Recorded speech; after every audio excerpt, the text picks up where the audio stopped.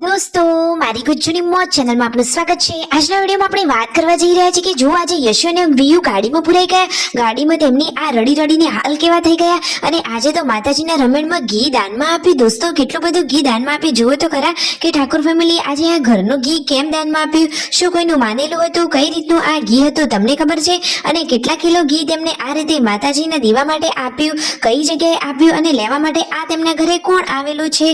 અને દોસ્તો યશુ અને વિયુ પુરાઈ ગયા તો ઘરના બધા જ લોકો કેટલા પરેશાન થઈ ગયા હતા, કેટલા રડી રડીને તેમના હાલ બેહાલ થઈ ગયા હતા, એ બધી જ માહિતી મળશે તમને મારા આ વિડીયોમાં। મારી ચેનલ ઉપર નવા હોય તો ચેનલને ફટોફટ લાઈક શેર અને સબસ્ક્રાઇબ કરી દો।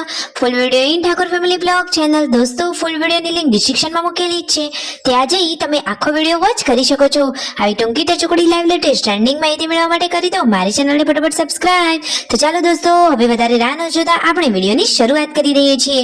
તમે વિડીયોમાં લાઈવ જુઓ કે આજે તો રાકેશભાઈના મમ્મી પપ્પા તૈયાર થઈ ક્યાંક જવાની તૈયારીઓ કરી રહ્યા છે, એટલે કે દોસ્તો આજે તો તેઓ બહાર ગામ જઈ રહ્યા છે, તેમના પપ્પાના ફઈના ઘરે અને તેમના મમ્મી તેમના પિયરીએ જવાના છે। આજે તો ઘણા બધા ગામત્રા કરવાના છે।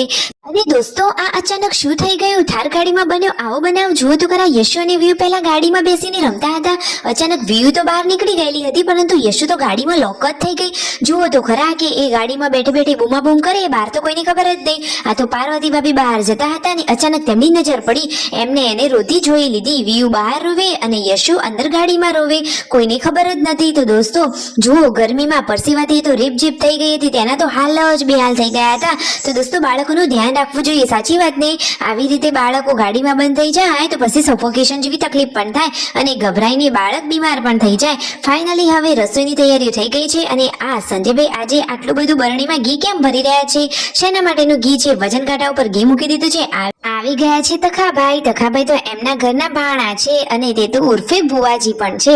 જુઓ તેઓ અહીંયાથી ઘી લઈ જઈ રહ્યા છે, એટલે કે ઠાકોર ફેમિલીના મમ્મી અને તેમના બધા ઘરના પરિવારે વિચાર્યું હતું કે માતાજીના દીવામાં આ ઘી આપવાનું છે। તો જુઓ તખાભાઈના ત્યાં તારીખ 14ના રોજ રમેણનો પ્રોગ્રામ રાખેલો છે, તો ત્યાં માતાજીને અર્પણ કર્યું છે આ ઘી। તો દોસ્તો કેટલું ઘી અર્પણ કર્યું છે તમને ખબર છે, 5 કિલો દેશી સરસ મજાનું આ ઘી તેમની માતાજીના દીવા માટે અર્પણ કર્યું છે। તો ફાઇનલી વજન કાંટામાં માપી અને કમ્પ્લીટ 5 કિલો જેટલું ઘી તેમને દાનમાં આપ્યું।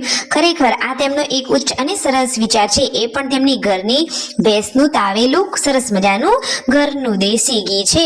અને ફાઇનલી સાંજે રાકેશભાઈ અને શિલ્પા ભાભી પહોંચી ગયા છે ખેતરમાં। ઘરે આવી શિલ્પા ભાભી આજે બ્લાઉઝ બનાવવાનું કામ કરી રહ્યા છે, કારણ કે આજે તો રસોઈ ઓછી બનાવવાની છે, તો રસોઈની તૈયારીઓ હવે ચાલુ થઈ ગઈ છે। જો પૂનમ ભાભી અહીંયા લસણ ફોલી રહ્યા છે, તો લસણમાંથી શું બનવાનું છે, અરે તીખું તીખું મરચું એટલે કે મરચાની ચટણી બનવાની છે। અને આ બાજુ પાર્વતી ભાભી બાજરીના રોટલા બનાવી રહ્યા છે। તો ફાઇનલી સરસ મજાનું આ જમવાનું રેડી થઈ ગયું છે। બચ્ચા પાટી શિલ્પા ભાભી બધા લોકો હવે જમવા માટે આવી ગયા છે। દોસ્તો આજે તો જમતી વખતે જુઓ બધા વાતોચીતો કરી રહ્યા છે કે બેસવા માટે ઘણી બધી જગ્યા છે। જુઓ બધા વગર સોનું સોનું લાગે છે, ભલે ભીડમાં બેસવાનું પરંતુ પરિવાર સાથે બેસીને જમવાની મજા પડી જાય એવી વાતો કરી। સબસ્ક્રાઇબ।